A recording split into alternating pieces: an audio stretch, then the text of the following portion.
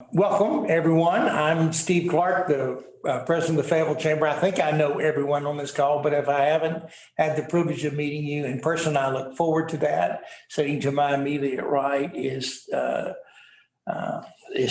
well, that's a great thing. Sterling Hamilton, ours on his name, Sterling Hamilton, member of our board. This is a conversation with, it's a new effort on behalf of the Fayetteville Chamber to engage the professionals in our community about issues that face our community. And this engagement is really about development. And so we have a group of developers and architects and planners and others who will take about the next 90 minutes and discuss with you all the components of that as we face it in 2021 in Fayetteville.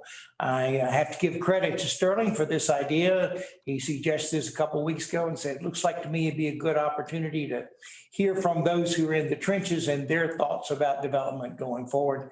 I couldn't have agreed more. So we've asked him to moderate the panel and the discussion, and we look forward to a good discussion among all these professionals. And if you've got questions, you'll be able to submit them and we'll try to get your questions answered. So Sterling. Thanks, Steve. Well, welcome everybody. I think I know most of the people on the call as well. So this is an evolving conversation that Steve and I have been having, and I think it's important for business leaders, for city council people, for anyone involved in land use policy, the business of land use, residential sales, people who make their livelihood, people who want to own a home, people who want to live in Northwest Arkansas, specifically in Fayetteville, to be paying attention to. We're at a point right now where our supply and demand is just about to be and will shortly be very much out of line. I think that's a problem nationally. I don't think there's any one party in this ongoing conversation that anybody can point fingers at, but it is something that we all will have to pull together to solve. I brought together a panel of folks to talk about the issue today that represent the varying sort of land use types and also residential products that we have in our market. We're going to talk about single family housing. We're going to talk about infill, and Fayetteville is big on infill, at least on paper. And we're going to talk about multifamily.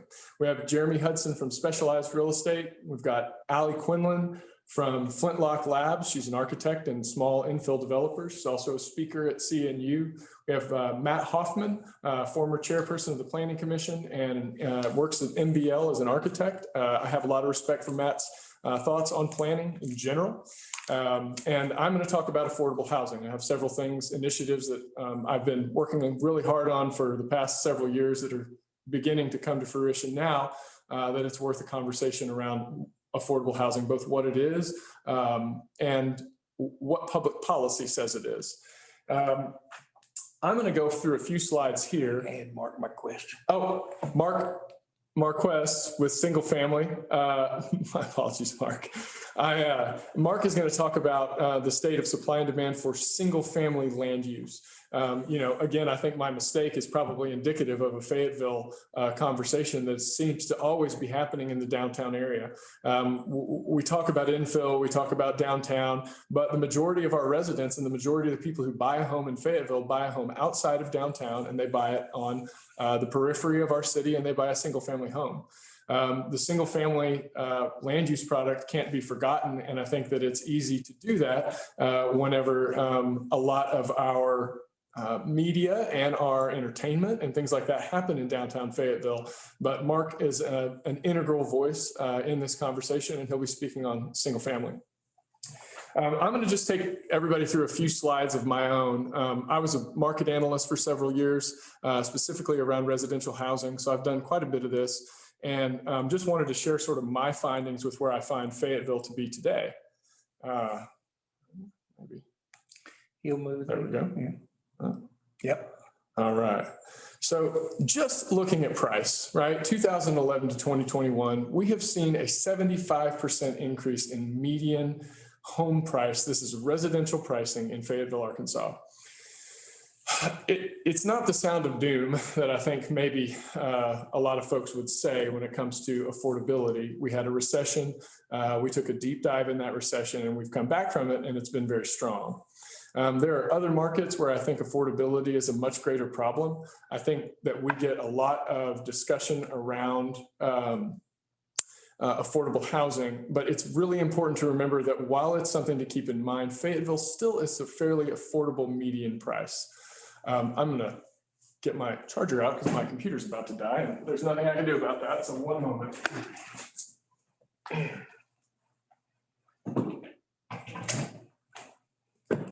All right. There we go. I want to compare something here that I think about a lot. I read about college towns in other parts of the country to understand where our college town is going, what I think about other land use policies, and how we can better prepare ourselves for the future when it comes to our city. So the next slide is a pretty interesting one. It is a slide that shows Berkeley, California, if I can make it work. There we go. If you look at the difference between Fayetteville and Berkeley, California, we have a 2011 here. We saw a 75% increase. Here's 32% above their 2000 median.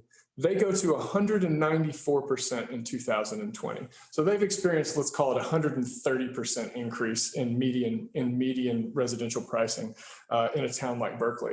And I think the questions you have to ask yourself, and the question we should be asking ourselves, is what does exponential growth look like in Fayetteville? What is it going to mean for us in the next 10 years when we see even more growth in our region?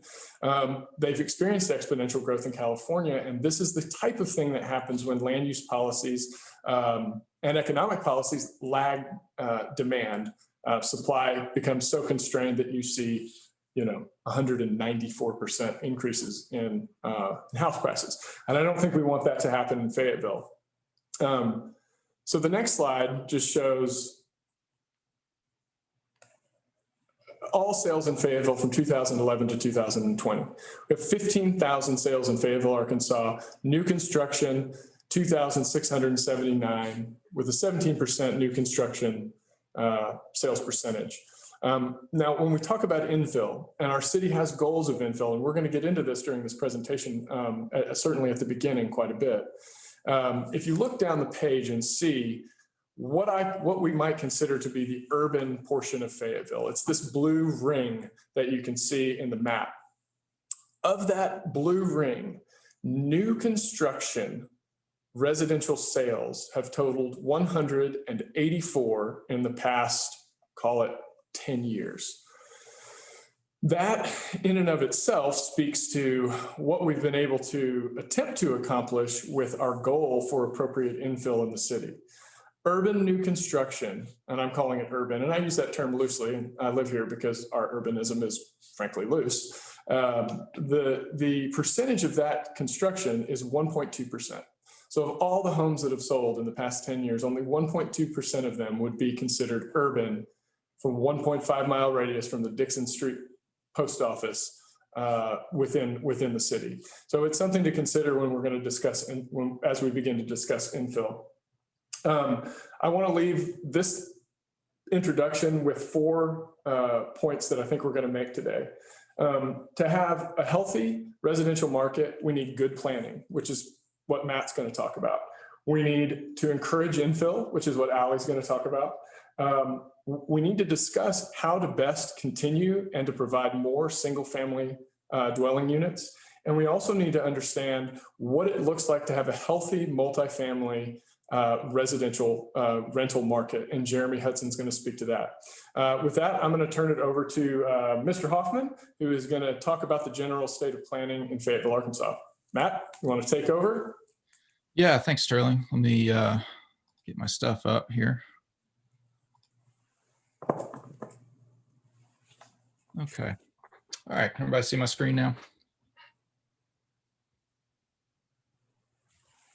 Sterling, you're good? You're good. Okay, great.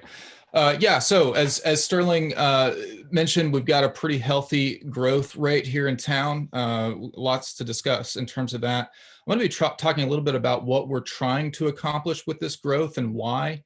And in the end, I'll talk a little bit about why we've not been perhaps as successful as we could be. It's no secret that Fayetteville is one of the fastest, if not the fastest growing city in the state. And in fact, Northwest Arkansas as a whole was ranked as the 13th fastest growing metro area in the United States between 2010 and 2019. So I think we all have kind of an intuitive understanding of the fact that a lot of growth is coming to our town. We don't always have as good of an understanding about what that means. So for a moment, if you could, just think about driving around or walking around in the city of Fayetteville, and understand that in 2.5 decades, half of the buildings that are going to exist at that time have not yet been built. What that means is that we're literally going to build another Fayetteville in addition to the one that we already have. It's an incredible responsibility. It's an incredible opportunity. And there's really only 2 ways that we can go about doing this, and we're going to have to pick. So this is a favorite kind of cartoon that I always look to think about this. This is a drawing done by a guy named Leon Creer. If you look at the drawing at the top of the page, you know, think of that as Fayetteville's sort of pre-growth spurt. And then for about the last 50 years, we've been pursuing the model in the middle, which is commonly referred to as suburban sprawl. There's some serious issues with this model, including incredible market distortions taking place downtown based on the fact that that's really our only walkable area currently. Also, we have an issue with, I'll call it single-use residential, which includes both single-family and multifamily on the periphery, sort of sprawling off into the distance. And eventually, it's going to swallow up places like Farmington and Elkins.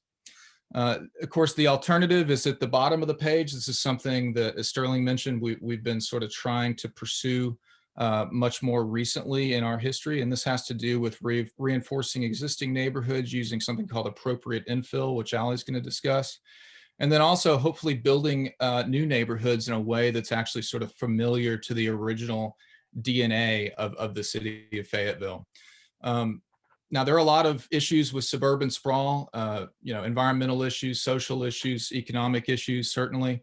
I'm going to focus on just one of the economic issues, just because we don't have a whole lot of time.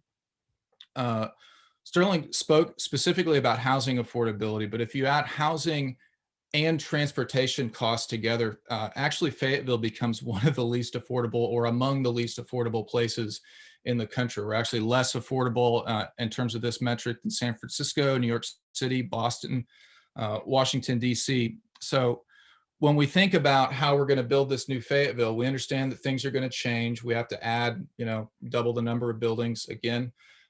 We might not want things to change, but we have to understand that every project that we reject in Fayetteville doesn't go away. It just goes farther away.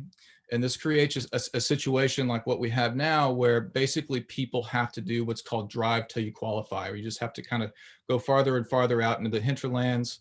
And we know that this is kind of the double whammy in terms of affordability, because cars are fixed costs. They cost about 12 grand a year to keep and maintain. And by the way, this is something that we're not going to fix with electric vehicles. The only way that we can fix this issue is by creating more walkable, bikeable neighborhoods that are close to where people work.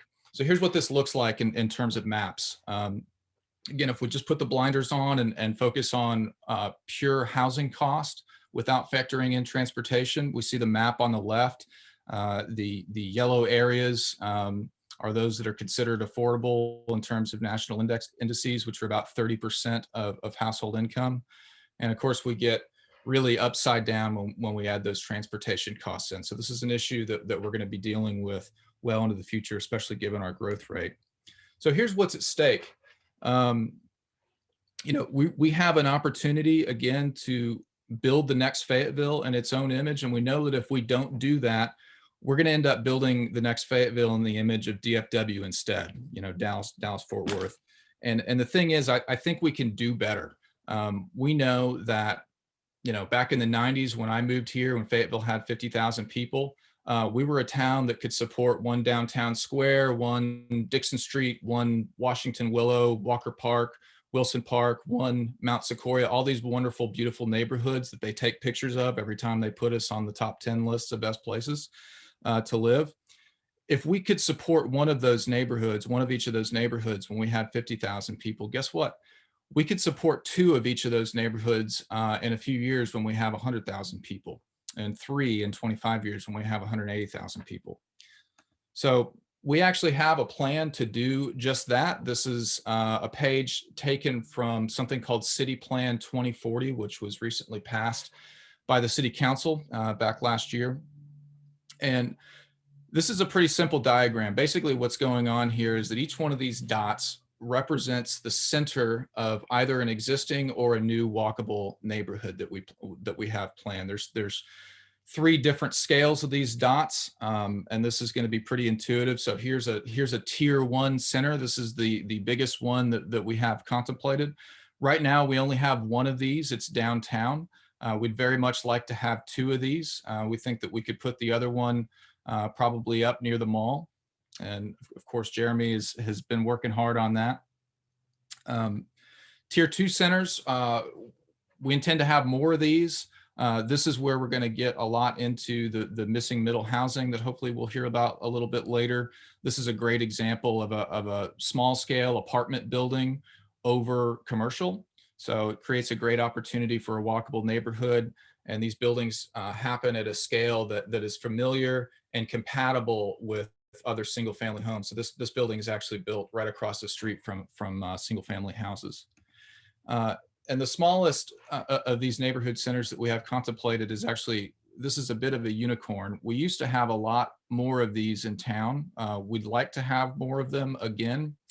What you're looking at is really interesting. This is deep in the heart of the historic district. And believe it or not, there is a gas station in this picture. Of course, it's not used as a gas station anymore. It's actually a professional office now. But the point is, we can kind of have our cake and eat it too here in the city of Fayetteville. We have existing models in our existing neighborhoods for how to add these non-residential services, these walkable places, these places that give people opportunities for healthy lifestyles. And we can keep our trees, we can keep our single family houses and our narrow streets. We can have it all. We just have to plan for it. Hold on. So here's what that looks like in a sort of cross section across the city. Right now, when we have conversations about creating a walkable Fayetteville or walkable neighborhoods in Fayetteville, most people just think of downtown, and some people react actually against that. They say, you know, I don't want to live in downtown, and that's understandable. Not, you know, downtown isn't for everybody, but walkable neighborhoods could be for everybody because there's something that can happen at different scales, extending all the way from downtown out into more rural areas. It's really just about providing additional opportunities for people where people don't have to own cars. They don't have to pay that $12,000 a year tax just to live in our town.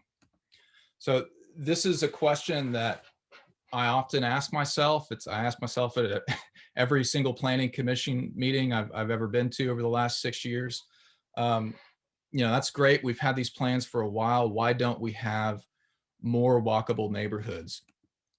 There's a truism about planning commission meetings, and it's not just in this town. It's in a lot of towns, and that is that nobody ever comes to planning commission meetings to speak in favor of new development. Almost everybody comes out of fear for the development that they've been told is coming to their neighborhood. And I think one of the big reasons for that is that most new development in Fayetteville tends to look more like this picture than the pictures that I showed you a moment ago. So this is a design problem. This is a situation where we need to empower good civic design to create the kinds of places that we need in the future. Now, how do we do that? By the way, this is my last slide, but this is also the most important slide that I'm going to show you. So take a screenshot of it. If you're a city official like me, print this out and tape it on your wall. This is something that's really important for us to understand. And I'll give you guys a little bit of a story about how this plays out in our town. So about 15 years ago, we started and created something called the Downtown Fayetteville Master Plan. And if you read that plan really closely, as I have, and as a lot of people have, you'll notice casually, it doesn't say anything about 15 years from now, you should build $500,000 duplexes on every available property in downtown. Yet that's what we're doing. Why is that? Well, of course, the plan allows $500,000 duplexes. It also allows a lot more productive land uses. And we know that more productive, higher and better uses for downtown are marketable. You know, the kind of missing middle housing, that stuff actually sells, and we could use it to help address this housing crisis and affordability. The problem is that about 5 years after the downtown plan was adopted, we also adopted a drainage manual that made basically everything except for duplexes incredibly inconvenient to build in our downtown. So this is a situation where, you know, we're not looking at the whole piece. We need to be figuring out where the easy buttons are within our code and trying to kind of train those in the direction of the type of development that we'd like to see. And I've heard some people, you know, in city staff and others come up to me and say, well, okay, if duplexes are the easy button, then why don't we just make them exactly as hard as everything else? And as I said a few moments ago, you may not want change, and we may, as a city, decide that we want to reject new development. But again, that development does not go away. It just goes farther away. So hopefully that's a good place to kick our conversation off. Sterling, Steve, thank you guys for having me. I'm looking forward to it. Thanks, Matt. I always appreciate your intellect and your insight. I really appreciate how much you study, read, and care about the subject matter that we're talking about. One thing, I'm going to turn it over to Allie to talk about infill. Or actually, I'm going to turn it over to Mark to talk about single family. And I think it's important to balance some of our idealism with a little bit of pragmatism. One of the reasons why I brought the panel together today is one, because I know all of them, and two is because it represents a diversity of we really represent a diversity of opinion on this panel. We don't always agree. I think if you got us all into a room, gave us a beer, and said go to town, you would have a 2-hour dialectic that would really move around the room quite a bit. What I do want to emphasize is that everyone on this panel cares about Fayetteville. Everyone on the panel understands that we have a supply issue coming, and everyone wants our market to be healthy. So as you listen to sort of different perspectives, I think it's important to keep in mind that the nice thing about Fayetteville is that we still are a small community where we can actually have a conversation with people who are involved in a way that we don't lose those people through market attrition because we're not all pulling together. So I think that's part of this, is to show the faces of the different opinions. And I'll turn it over to Mark, and I want to hear about some single family. Mr. Marquez, would you be so kind?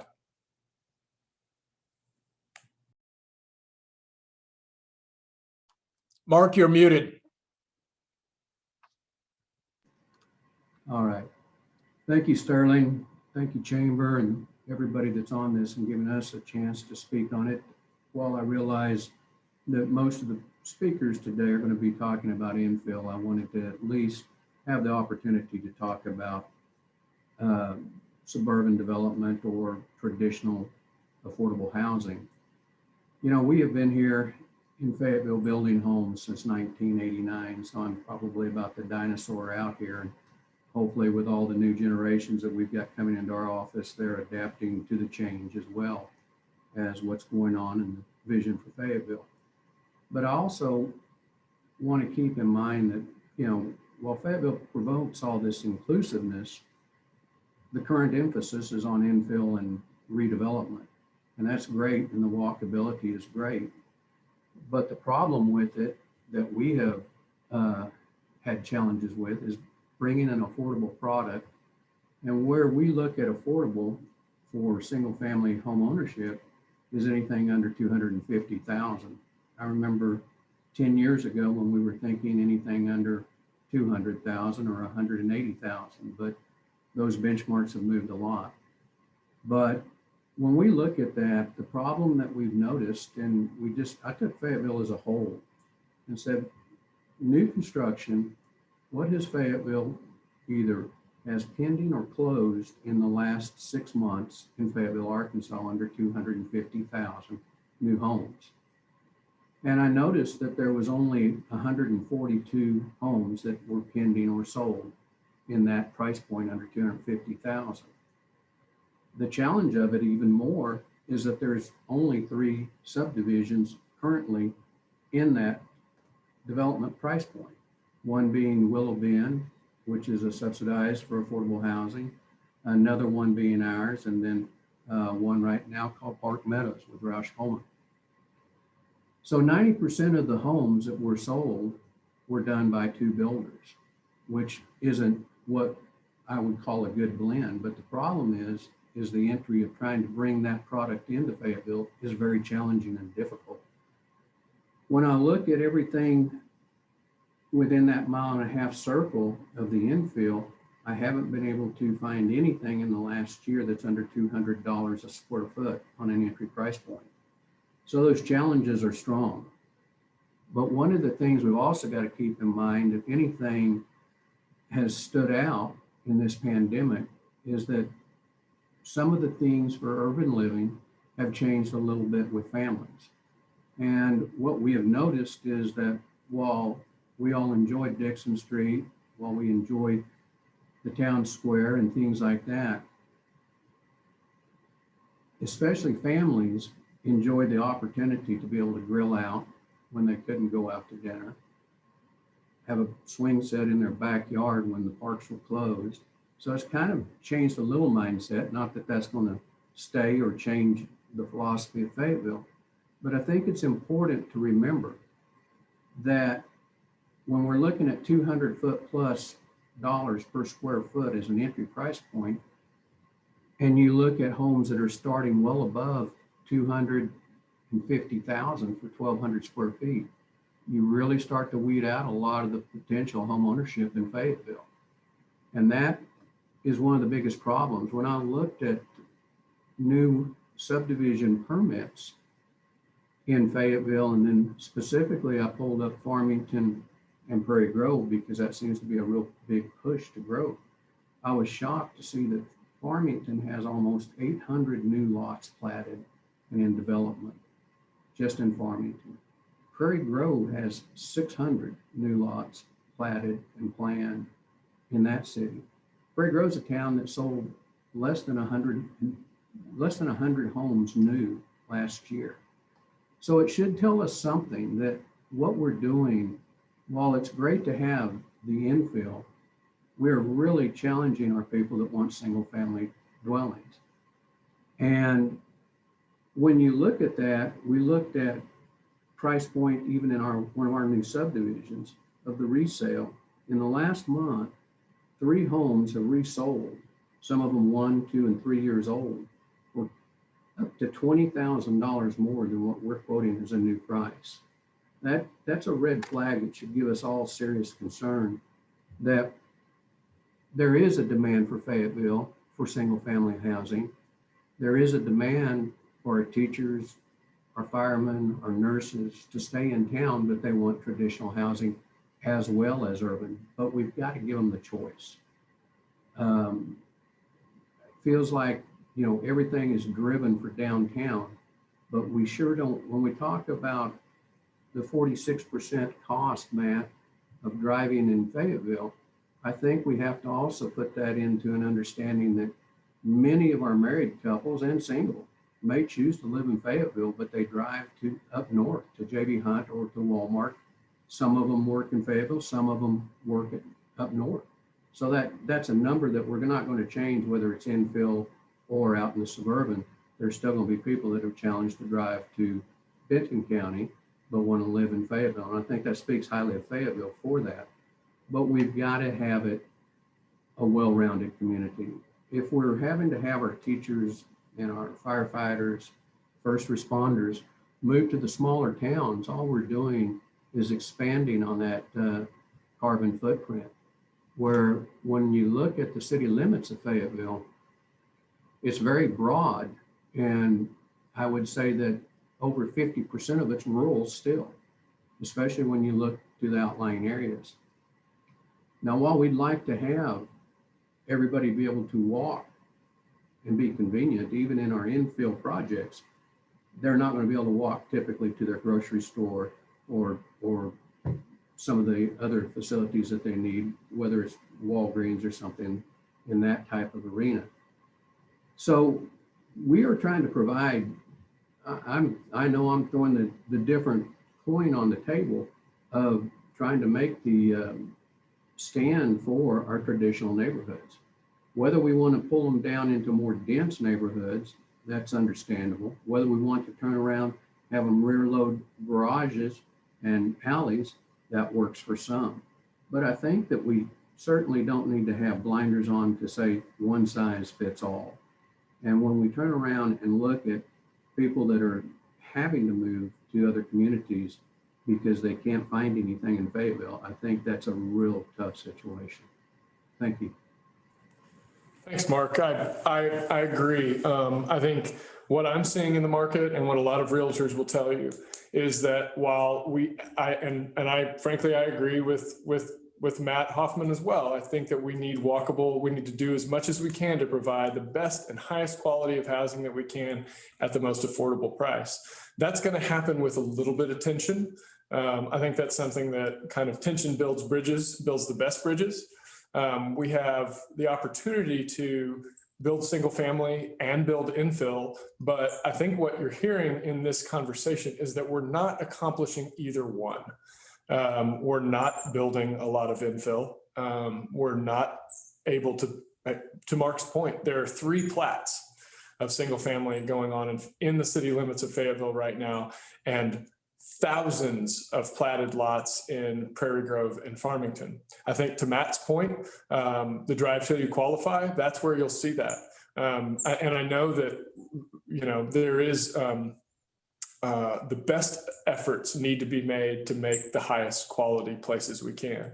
But in the meantime, we do have a supply issue, and we have it on all fronts. We have it in downtown and we have it on the periphery. We're not providing enough housing in either one of those places. So you can kind of take your pick here. Whichever one you want is one that we need. So let's do all of that. I'm going to let Allie Quinlan take over here, and she's going to talk a little bit about what it means to be a small infill developer, some of the challenges that she sees, and talk about a little bit about her company, Flintlock Lab. Allie, if you want to go ahead, I appreciate your expertise. Thank you. Thank you guys for having me. I'm excited to be presenting in a diverse lineup here of Fayetteville developers. We, as Sterling has said, we may all produce very different housing, but we see many of the same challenges. And we do all work to provide a diverse range of housing types at a variety of price points, which again, we need all that we can get out of each one of these.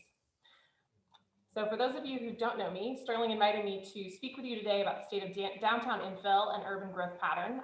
As a passionate downtown resident who works extensively downtown and who loves that I can now walk to the grocery store. Each yellow dot represents a project that our team has completed in downtown, many of which, hopefully, if you're coming downtown much, you know and like. We build and renovate, we've done many houses downtown at a wide variety of those price points, but consistently high architectural quality.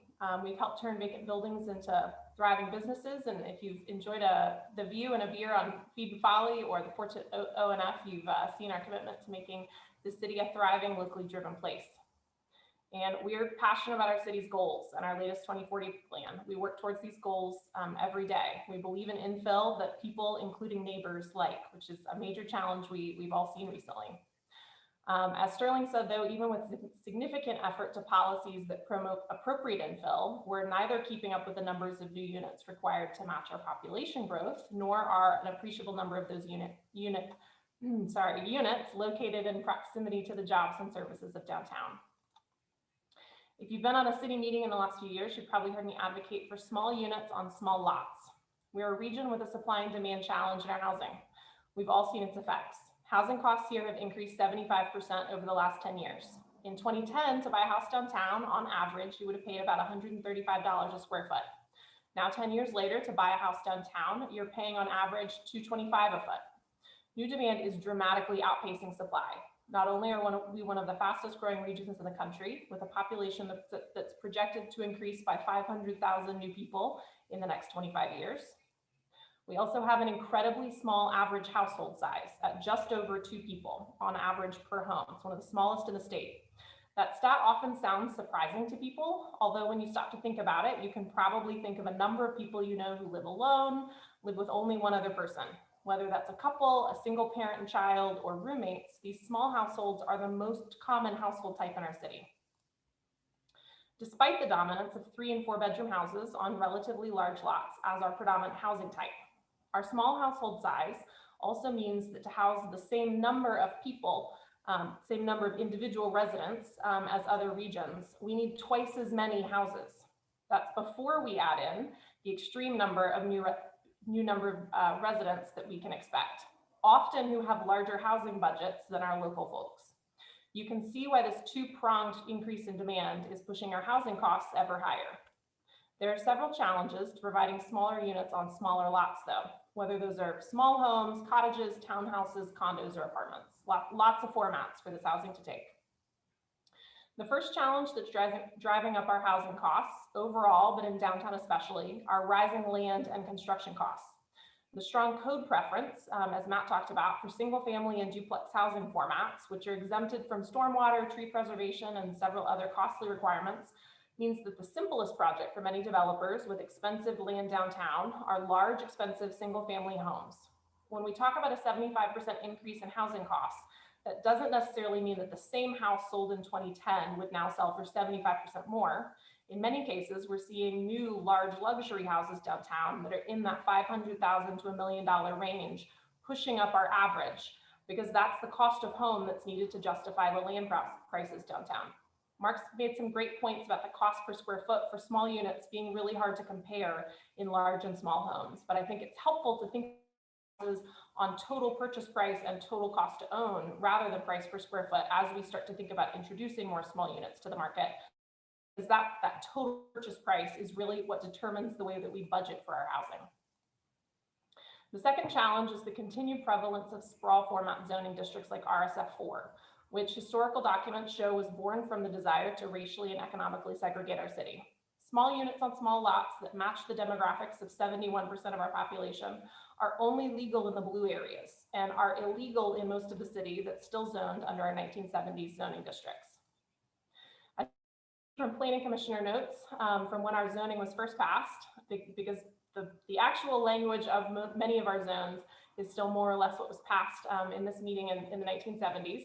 This planning commissioner argues that it needs to be passed so that they can discourage affordable housing. It was one of the primary goals of that code.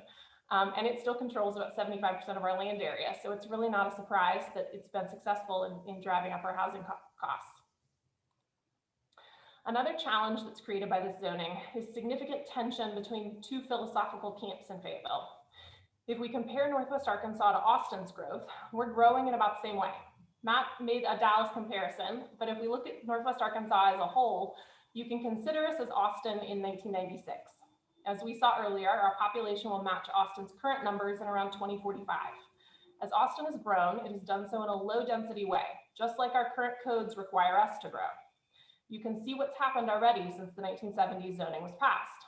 If you drive through Austin, if you have in the last 10 years, you know what that pattern means for us as a place that's projected to grow by another 500,000 people. And honestly, it's a result that neither development camp in Fayetteville desires.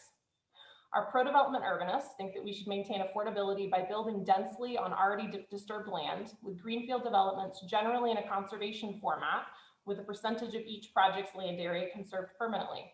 Our pro-conservation residents think that we should keep Fayetteville as unchanged as possible, which is similar to what New England did, where costs either rise significantly or people move elsewhere and the economy struggles. But generally, the town and environment are preserved. Instead, our code forces us to do neither of those things and to grow in a way that both camps hate: low density autocentric development that disturbs significant land area for each new housing unit provided, but still results in increased costs. So we're seeing that tension play out now on a project by project basis at City Hall, when a major consensus I actually think could be built between these two camps if we committed to rethinking zoning and growth approaches citywide. With a projected population increase of almost 200,000 new residents in Washington County alone in the next 25 years, and with our current household size, we need to build 100,000 new homes in the next 20 years. We have a choice about how much land we disturb to build that housing for new residents. The traditional development shown on the right would likely provide a better fit to our average budgets, demographics, and design for conservation. But to meet our current and projected demand, the supply of housing is going to have to increase significantly, or we're likely to continue to face housing costs that are out of reach for many of our residents. Thanks. Allie, thank you so much. I appreciate your insight, and I appreciate the wisdom that you show in understanding the two camps, and then sort of pointing out, I think what we all need to realize is that while there are different camps, what we're doing, period, is failing all people's desires. And so if we're going to do something that at least makes everyone half happy and no one miserable, we need to rethink the things that we're doing today. I think on a wholesale. I'm gonna in a minute, I'm gonna turn it over to Jeremy to talk about multifamily and the opportunities and challenges he sees there. But what we're seeing now, and I think that and I think we can all agree that in the recent past, there has been a flight away from expertise. You can point to that in all kinds of things with all kinds of political ideologies, the right, the left. It doesn't really matter. There's a flight away from that. And right now, I think there is a dissatisfaction with what's going on in Fayetteville. And one of the things that I want to bring us back to is that we start to listen to our experts again. The folks that are on this call have spent their lives and their careers studying this kind of thing, understanding it. And again, while they have disagreements, we all have a vision for Fayetteville that increases our economic vitality through our land use practices. And we all see that that's not occurring. And when you have a lot of people that don't agree on a lot of things all come together and say, we have a problem, then we really do have a problem. I'm going to turn it over to Jeremy. And Jeremy, if you would, please just give us an overview of multifamily and where you think we're headed there. Sure. All right, hopefully y'all can see my screen. So good afternoon. My name's Jeremy Hudson. I'm one of the founding partners and the CEO of Specialized Real Estate Group. And we're a development and property management firm located right here in downtown Fayetteville. Our focus is on new construction and adaptive reuse projects in Northwest Arkansas, with the bulk of our work located in the city of Fayetteville. While we've done many small scale projects like the redevelopment of 200 West Center and the Arcegas coffee shop that you see on your screen, we're probably best known for our large scale multifamily and mixed use projects. And the scale of those projects may make us look like we're a large development enterprise, but the reality is we're a small team of professionals living and working right here in the communities that we serve. So today, as Sterling mentioned, I've been asked to talk about supply and demand as it relates to the multifamily housing market. I'm gonna stay pretty high level, and as several people have commented from different perspectives today, I'm not going to talk too much about how I think housing might need to be delivered or where, and just focus on the big picture that we need to produce more housing, and in particular, more multifamily housing. So jumping in, I'm going to talk about the supply first. There are other sources better than I to provide you with hard data, and we've got some pretty good sources to do that locally. But I wanted to share today my thoughts as I kind of read between the lines of some of these statistics. So we're going to start with the supply side. In the last 10 years, Fayetteville has built about 4,500 multifamily units. That's based on multifamily permit data after removing permits for renovation projects, on-campus Greek housing, and assisted living facilities. So on the surface, that may seem okay, or even like a whole lot of units to some people.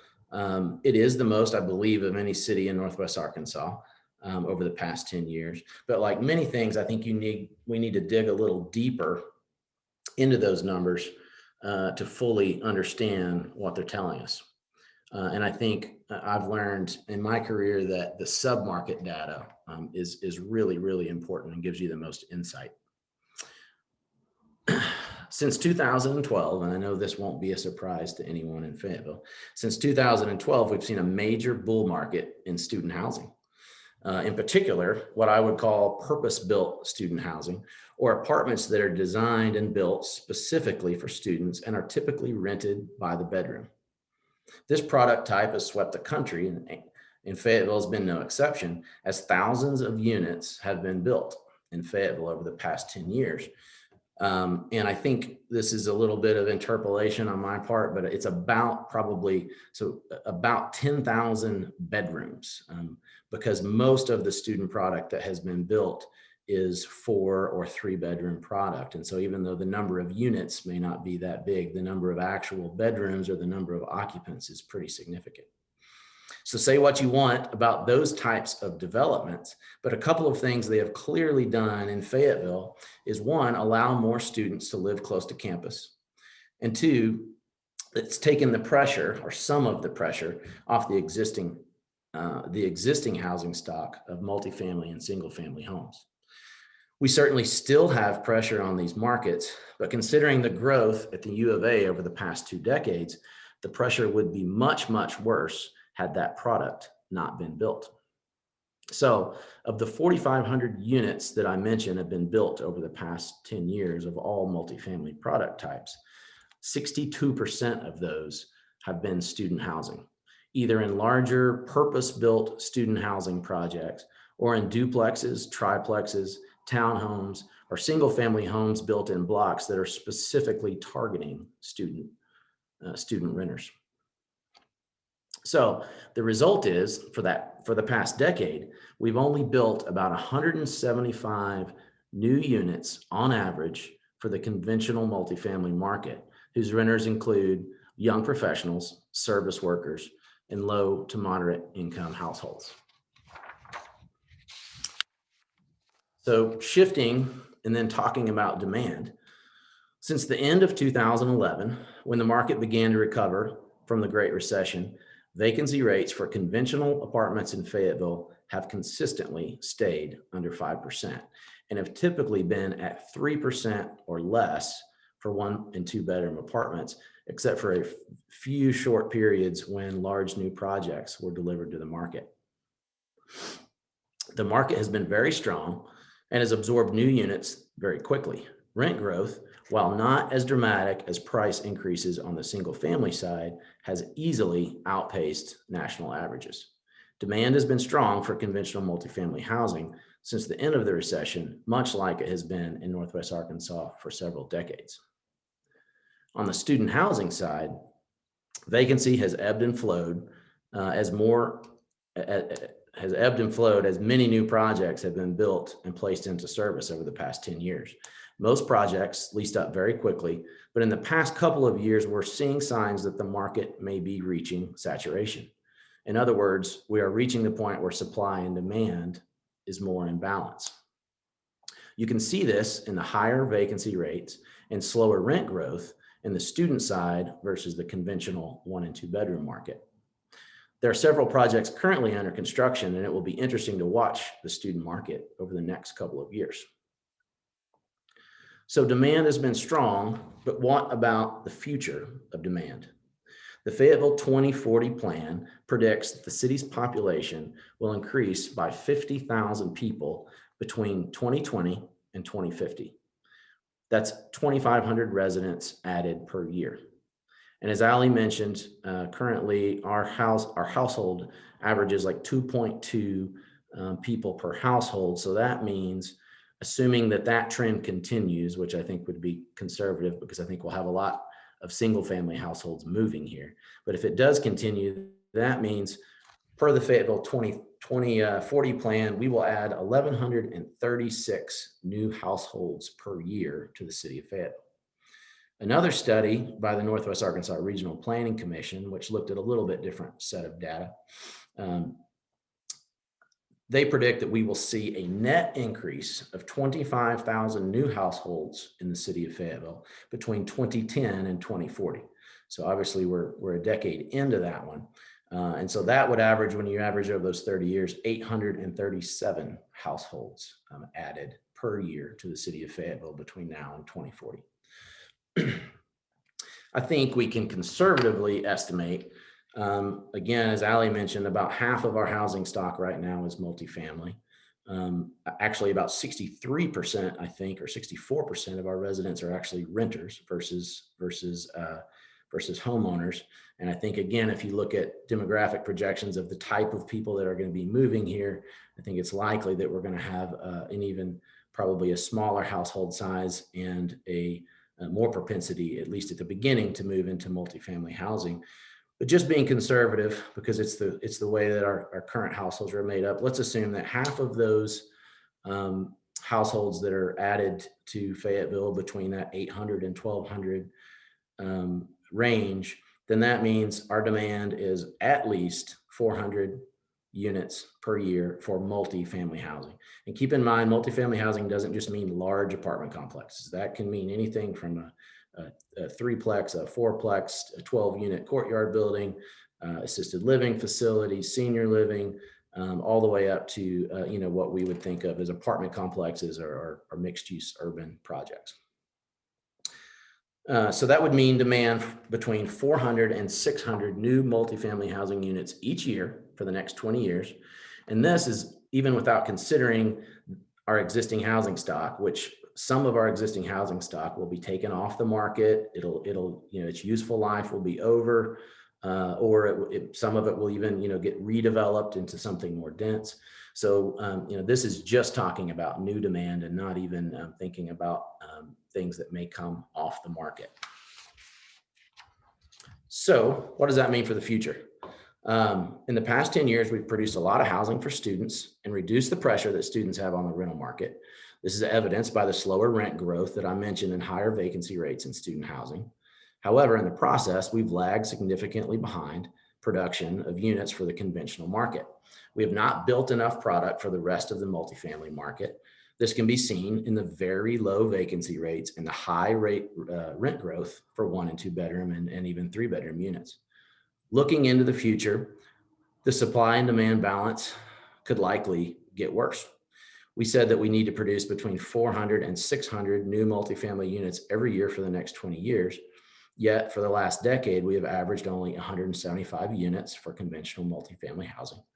And I do expect that the construction of student projects will slow down, which will help the production of conventional projects some, but we have to increase production by 2 or 3 times to meet the demand expected over the next 20 years. And I think we can question whether that will even be enough. The population growth estimates that I've been sharing with you, again, from the Regional Planning Commission or from Fayetteville 2040 plan, were both created pre-COVID. I believe that the trends that have been accelerated by COVID-19 nationally are going to create more growth for Northwest Arkansas than previously thought. Our region, and Fayetteville in particular, has an attractive combination of quality of life and cost of living, as we all know. This has driven the region's growth for decades, and our growth is likely to increase as fewer people have to choose between keeping their current jobs and incomes and seeking a higher quality of life, maybe in a different place than where they're currently living. I bet all of us know at least one person who's moved here recently or is considering moving here due to the ability to work from home. So many, if not most, workers coming to Northwest Arkansas will have a preference for a more connected, vibrant, and walkable lifestyle. Fayetteville has been and will continue to be the preferred city for this demographic. Over the past years, workers moving to Northwest Arkansas have had a choice of whether to live in Fayetteville, where they want to play, or in Benton County, where the most job growth is. As more people are able to work from home, at least part-time, the commute to work will be less of a factor in their decision on where to live. So in conclusion, again, we have failed to build enough supply to keep up with demand over the past 10 years. This is clear to see in the rising cost of housing of all types, and certainly multifamily is no exception. Other cities in Northwest Arkansas are already producing more conventional multifamily housing than we are. While we've been building student housing, they've been building conventional apartments to attract the workforce. And I think if we don't do the same, we may lose some opportunity to be the home of the region's most talented workers, because we simply won't have the apartments to house them. Add to this the likelihood of actual growth outpacing previous projections in Northwest Arkansas as we become more of a destination for work from home and remote workers. And I think it's safe to say that we have to find ways to significantly increase the production of multifamily homes in Fayetteville. Yes, new apartments will be expensive to build and therefore will be expensive to rent compared to historical rent rates in Northwest Arkansas. But if we don't build enough new product, older apartments will see worsening price escalation and affordability will be even more challenged. The reality is, and I think someone mentioned this earlier, most people moving here are going to be able to afford our increased prices. But many current Fayetteville residents may get priced out of the market and lose the opportunity to call Fayetteville home. That's simply the reality of supply and demand. The demand is here, it's coming. Whether we want it or not, we can't simply keep things the way they are. Either we use increased supply to offset the growing demand, or we will have to deal with the consequences of increased pressure on housing prices. To keep up with that future demand, we must increase our production on the multifamily side 2 to 3 times. And again, I think the question today is about supply and demand, and I think there's a great conversation about how we produce those additional units. And for me, I think, and this is what Matt was getting at earlier in his presentation, that it's not a one-size-fits-all approach. We need the right kind of infill housing, and we need the right type of single-family housing. We need the right type of new neighborhoods. It's going to take all of those things in order for us to meet this demand and allow Fayetteville to be somewhat of an affordable or attainable place to live. Thank you. Thank you so much, Jeremy. That was well said. I'm going to talk about affordable housing, and I'm going to give some information about the board that I sit on and what it is we're trying to do and where I think Fayetteville can improve. But I want to bring up something that Jeremy said about the imperfection of the market. What if we just decide Fayetteville's not going to grow? What if we decide that we want Fayetteville to be like Fayetteville was in 1975?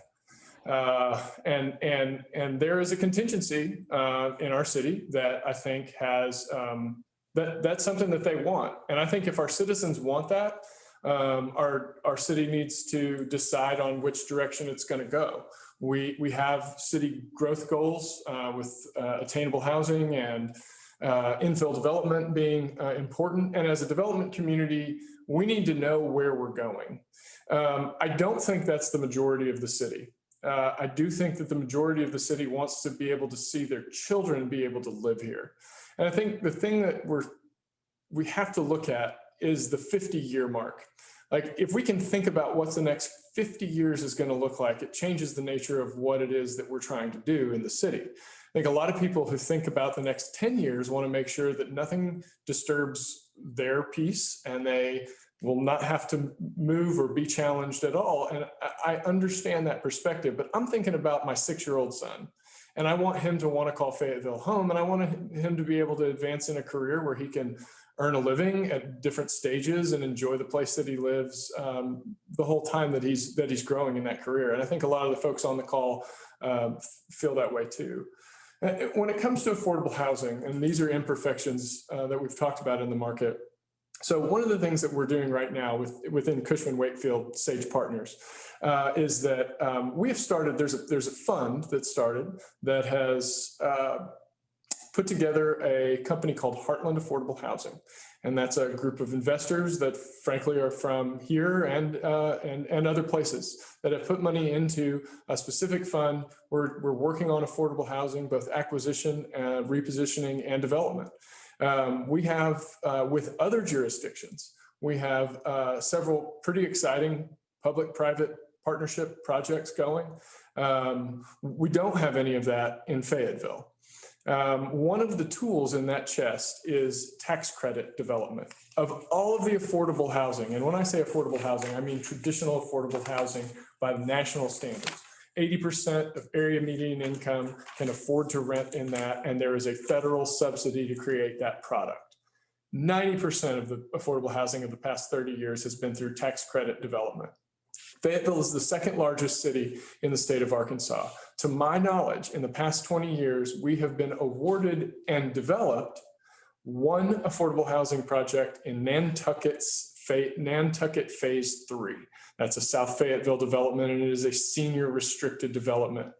There have been awards that have been given in Fayetteville for tax credits. One of those I specifically have knowledge of has had to turn back their credits because the cost cap was exceeded on the ability to develop the project. And when I say that, a cost cap in a tax credit project is the limit to which the federal government will allow you to build a unit for a certain dollar amount.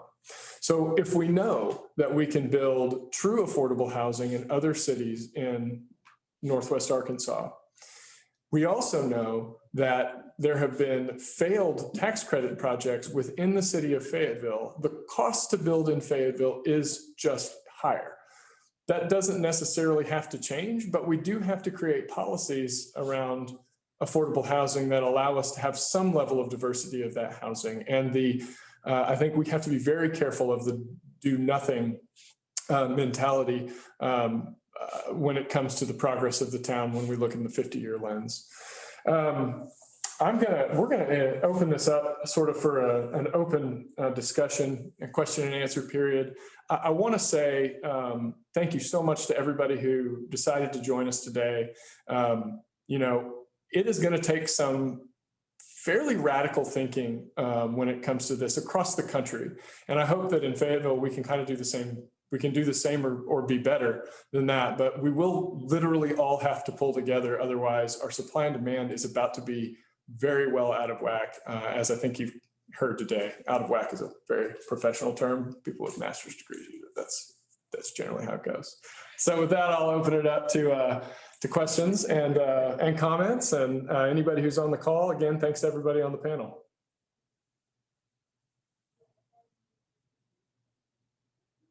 Do not be shy. Yeah, don't. We're being recorded. That's the most important part. Yeah, I do want to make that point while you're thinking about what your question will be. This program is recorded. It will be available to you from us online. And so if you missed somebody's comments or you missed who was there, you'll be able to see those things. What we've done today is bring a group of leaders, influencers, people of change together to try to better understand what changes are going to have to be made in our community, how those changes get made, what the changes are being made for, and there are a multitude of answers. And part of the beauty, and this is again, I'll give some thanks here to Sterling for this idea, is that now we've had a conversation where no one yells at the other one and is not limited to 3 minutes. And so you're not studying the clock over your shoulders to see when you're going to run out of time to say something. And it's not dominated by people who tell the same story over and over again and have for weeks, months, years, and decades. And so at least we have some freshness to the information and the ideas, and some freshness in the ideas of ways to go about creating the change that is inevitable to make Fayetteville the community we all want it to be. So questions? I have a question to pose with this. I'm Russell Hill, the assessor for Washington County. And how much of a role does public transportation going to weigh in with the housing and urban development for the city of Fayetteville like that? Because I think asking people, I don't know if you're asking them to abandon their cars, but that could be a big ask for a lot of folks around here. So I think there's got to be some sort of a robust, and I think in a lot of these larger urban areas, they have to have very adequate, dependable public transportation, maybe even more than just buses. that we currently have. But what do you see the role of transportation being to help develop this type of urban construction and building?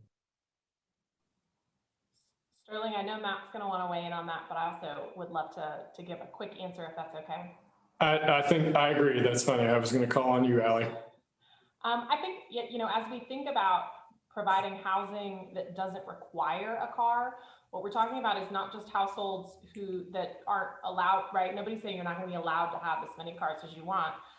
We do have a lot of residents who cannot afford either a car for every person in the household or can't afford reliable transportation regularly. And so the more that we have housing that cars are more optional, the more that we have flexibility for households and we really address affordability. And to give a personal example of that, I live downtown, right? We're right next to O&F now. I no longer have to get in the car to go to the grocery store, which is phenomenal. And living downtown has let us go down to one car because I work from home, right? I get in the car maybe once a week.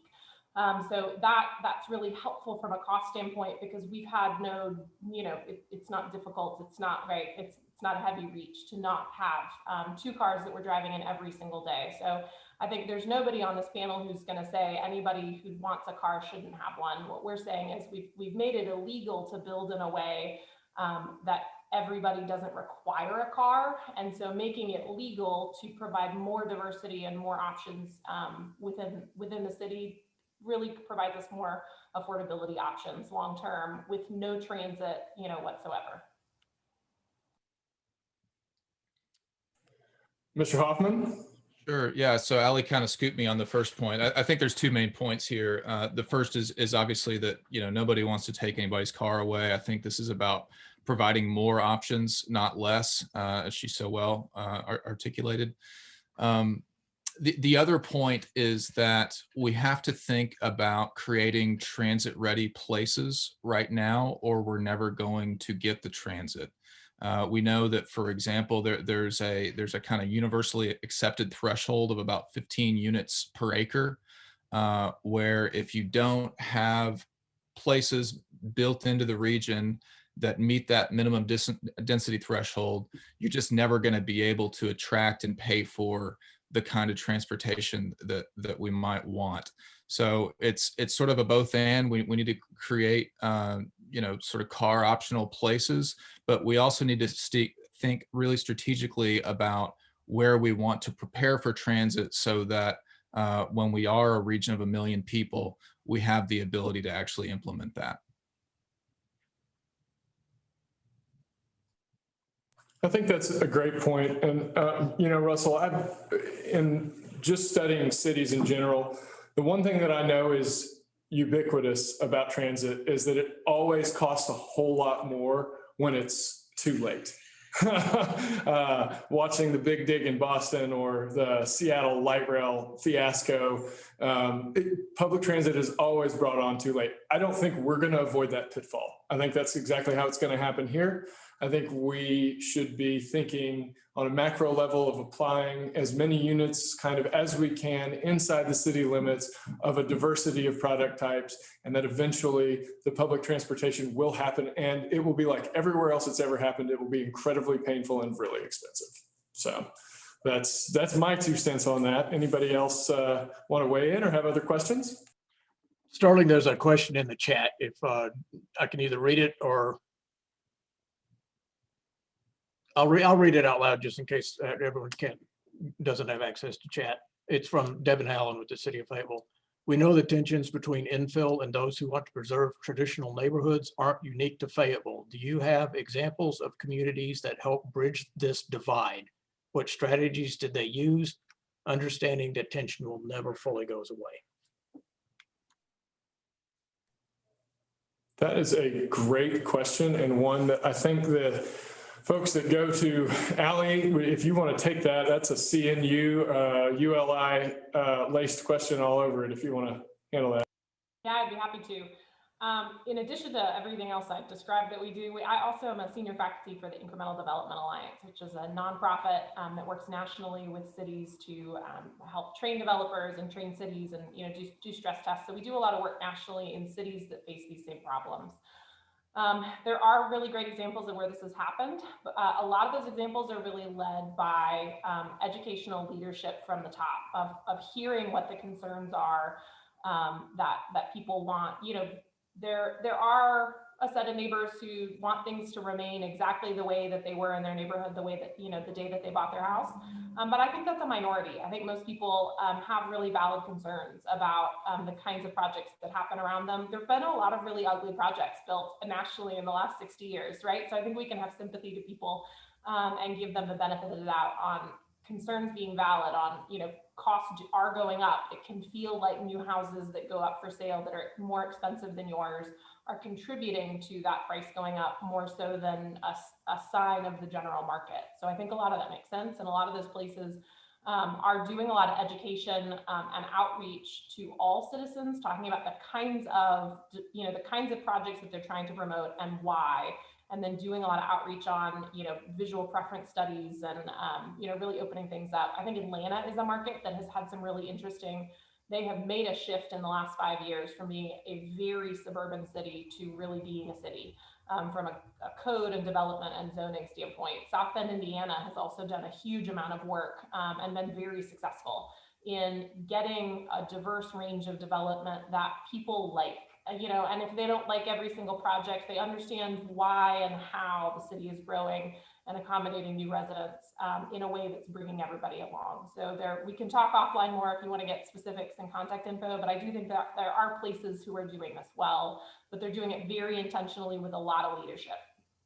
Allie, this is Mary Madden, if I could chime in. Hello, everyone. I'm relatively new in town, so I apologize I haven't met you all. But I also do a lot of work updating zoning codes around the country, work with CNU and the Form-Based Codes Institute and a few other entities.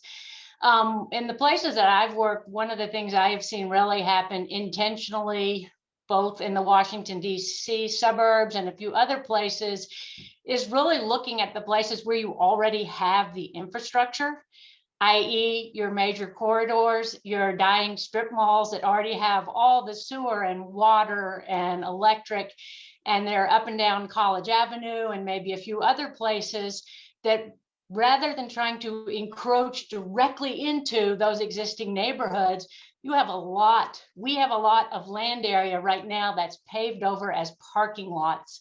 And if you actually do scale comparison, say, of how much land there is, I may step on toes here, but say the Fiesta Square parking lot, there is acreage there that could fit an entire neighborhood if it were subdivided into streets and blocks.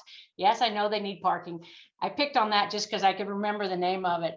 But look at where you have the infrastructure, how much of it is underutilized parking lots.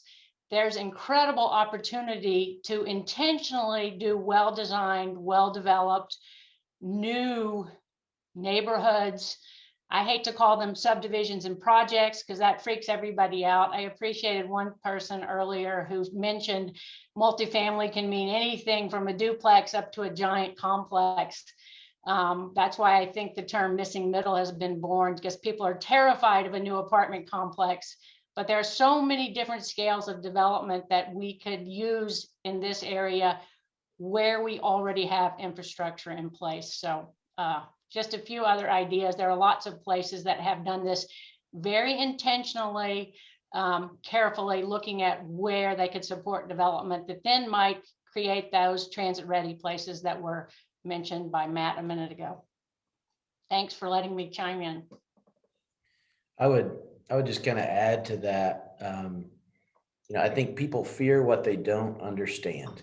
And the reality is we don't have a lot of good examples of the type of development I think that we're talking about, at least not in the past 40 or 50 years. And so when people hear density, or people hear multifamily or apartments or commercial space, they immediately go to the development patterns that has dominated Northwest Arkansas and most of this part of the country for the past 50 years. And they imagine a strip center or a big box store or an apartment complex, in the middle of their neighborhood. And so I think while we absolutely have to communicate and engage community while we're attempting to do these type of projects, and certainly I understand the difficulties that go along with that. The best thing to do is get some local examples that we can point to, or one of the best things to do, I should say. Yeah. We'll take one more question, and then we're going to wrap up. Sterling, there's another question that popped up in the chat. Sure, shoot. It's from Keaton Smith, and I'll read it. Panelist, if you had a magic housing wand, how would you use it? Could you share the top 2 or 3 changes you'd make? Could you be related to policy planning? Could it be related to policy planning, transportation, community participation, or something else? I'd like, if we can, Mark, would you like to field that if you haven't dropped off? I'd really love to hear your opinion on the magic wand. I don't know that there is a magic wand, but again, I think there's a blend that we have to find a medium, right arm and the left arm working together. Yes, infill is very high on the radar and much needed, but we've also got to realize that if we don't provide traditional affordable housing, single family in Fayetteville, we don't hold the magic wand. It'll move to Farmington, it'll move to Prairie Grove, it'll move to Springdale, and on. But the commerce is still going to be, they're going to come back here to the football games, the basketball, Dixon Street. And again, they would like to live here. But yet we are forcing them to migrate to other areas and have to drive further. Again, just hitting that carbon footprint that much harder. Now, whether we can support all of the commercialization in a traditional neighborhood, if we take out here at Rupel Road right now, we've got almost 500 homes in one community we're building, plus a lot of other apartments and single family going out there. But no matter what we put in, we want it to be sustainable. Small business is difficult at best to survive. And does that mean that it survives on 1,000 roofs or doors, or does it need 3,000? I don't know that, but I do know that when we look at it across the board, all of Northwest Arkansas is facing the same crisis that we're talking about today. A blend of downtown, a blend of infill, but also a need for traditional.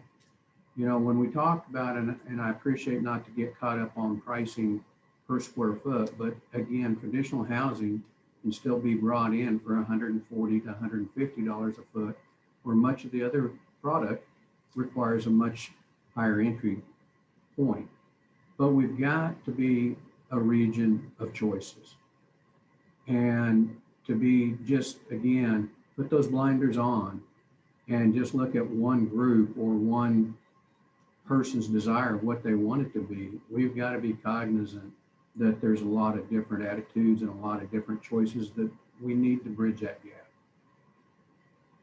Mark, thank you so much. I will, we're going to let Stacy Ryburn has a question. My magic wand is, if I could wave a magic wand and get the city council, the public, the development community, and the planning commission to all compromise, that is the one thing I would do with my magic wand.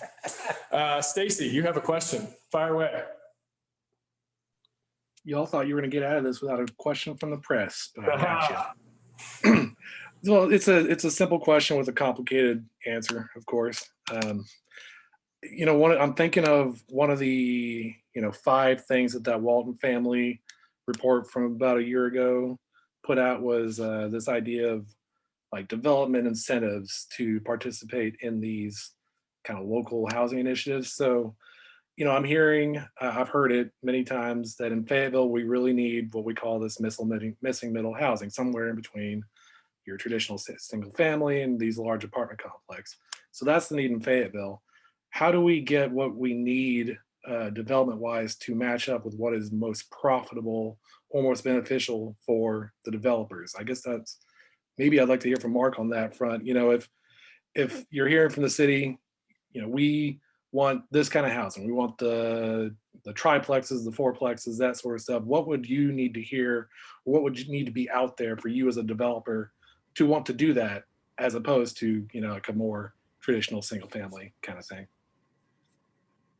Stacy, I think to begin with that, you know, we have been here since 1989, almost 33 years building what we call affordable housing in Fayetteville.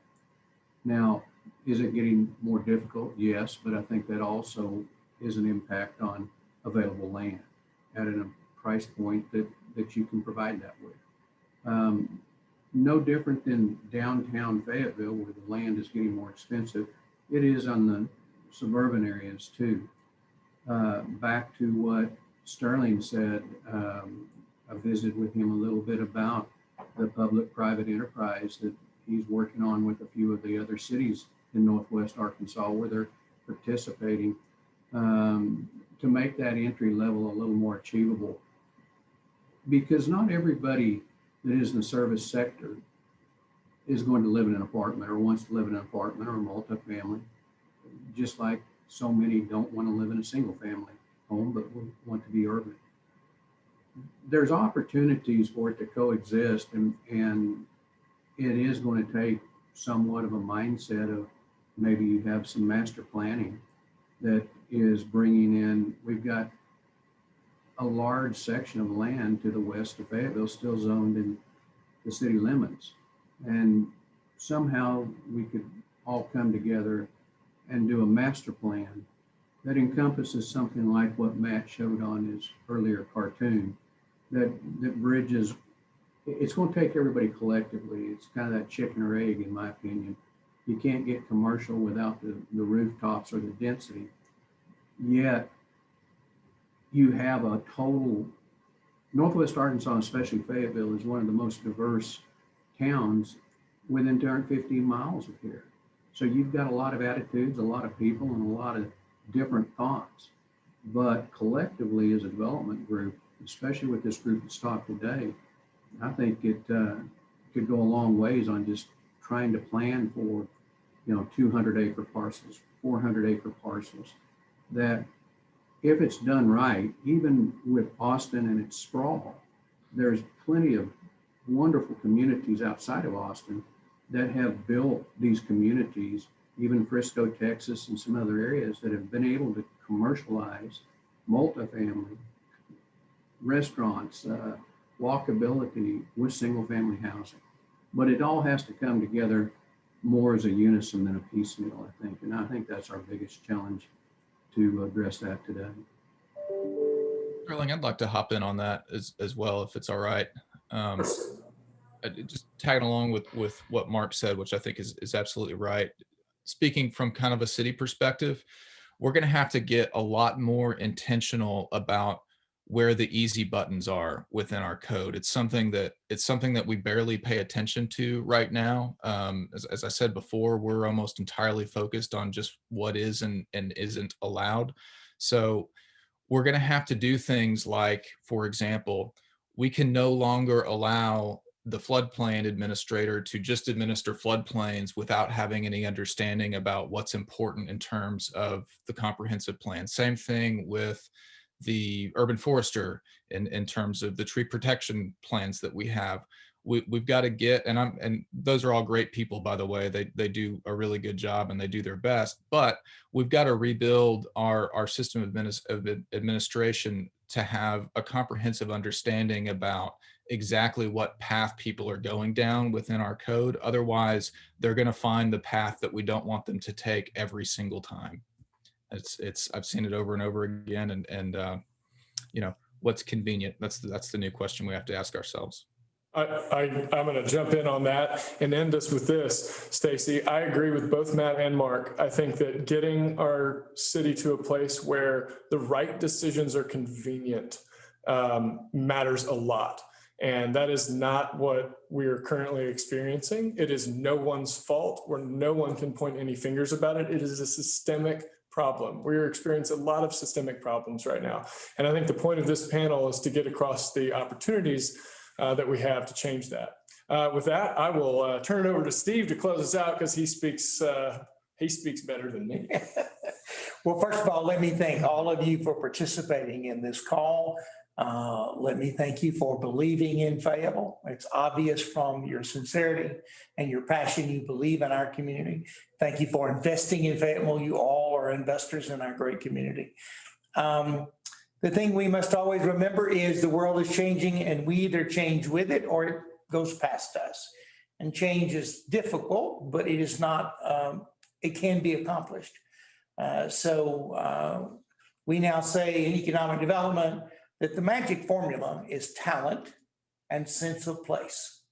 And that's what we spent a lot of time today talking about. The kind of talent we're going to recruit, the kind of talent that's going to help us develop the sense of place that makes Fayetteville as magic in the future as it is today.